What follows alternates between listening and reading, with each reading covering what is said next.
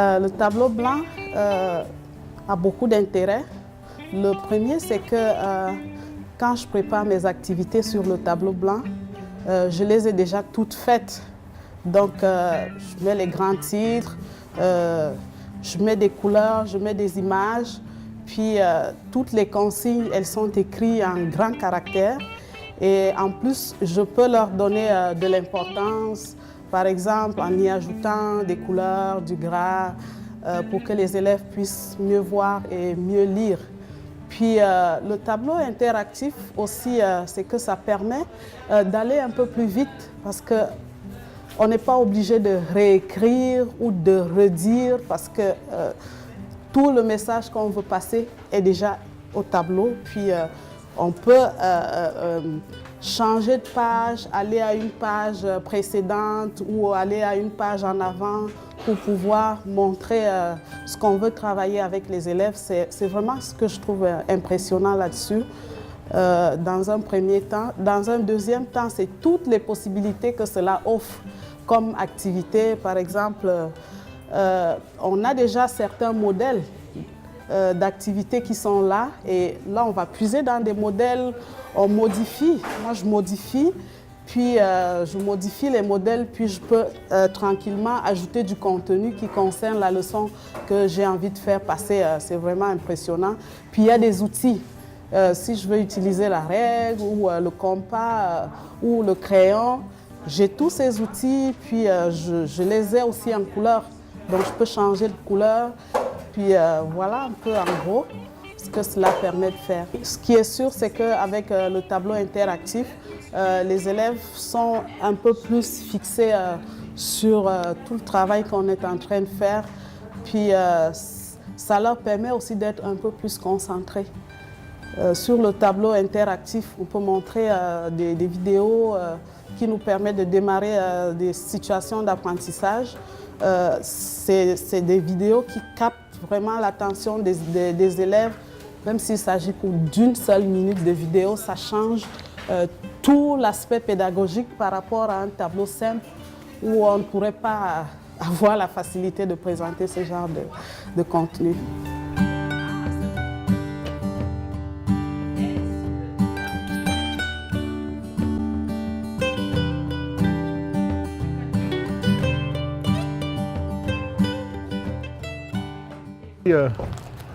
Pour Ouimontachi, la fibre optique qui est déjà installée dans les bureaux administratifs. Il y a 16 bâtiments qui sont connectés pour servir à la demande croissante des utilisateurs, des secteurs. Ça a été installé avec l'aide du CEPN. Pour les résidences, la connexion fibre optique n'a pas été encore mise en place, mais c'est tout le temps sur la table. C'est tout le temps en projet. Là. De là encore, il y a le CEPN qui est avec nous. Pour les résidences, il y a certaines personnes qui ont les 3 services, Internet, télévision par satellite et le téléphone. Chaque résidence qui ont ces 3 services-là paye entre 200 et 240 là, par mois. Il y a 301 logements, puis il y a au-delà de quasiment ça avoisine les 500 familles. Là. Okay. Il y a des maisons qui ont 2 familles, 3. Ouais. Sur les 301 logements, il y en a de 42 qui ont les 3 services. Okay. Pour les abonnés téléphone, là, il y a 69 des logements qui ont téléphone. Abonnés Internet, c'est 44 là, on leur a demandé pourquoi ils ne voulaient pas mettre Internet. C'est l'installation, l'achat des coupoles. Okay. C'est le prix de base pour partir, c'est à peu près 400 pièces. C'est pas tout le monde qui peut se payer le récepteur et la coupole. Ensuite, mensuellement, c'est assez dispendieux. Ceux qui ont tenté l'expérience, en minute que tu dépasses ton forfait, c'est extravagant, le coût de meg par dépassé. Là. OK. C'est pour ça qu'il y a juste 44 du monde qui ont Internet. Selon le sondage, c'est 90 des logements sont prêts à brancher Internet si ça coûterait entre 50 et 60, là, tout compris. Là. On a le projet du secteur télécom Wemotaci. C'est encore sur la table. Là, il y a du monde de Montréal, des universités qui sont là-dessus, qui sont en train de nous aider à monter le secteur télécom. Le secteur télécom va englober la télévision communautaire, la radio, radio web, puis tout ce qui est média. Là. Okay. Avec l'arrivée de Jason et Tony, suite à leur formation par le CPN là, du réseautique, aujourd'hui, je suis en mesure de pouvoir dire que j'ai 80 de l'inventaire total du parc informatique de prix. Avant, j'étais même pas à 25 okay.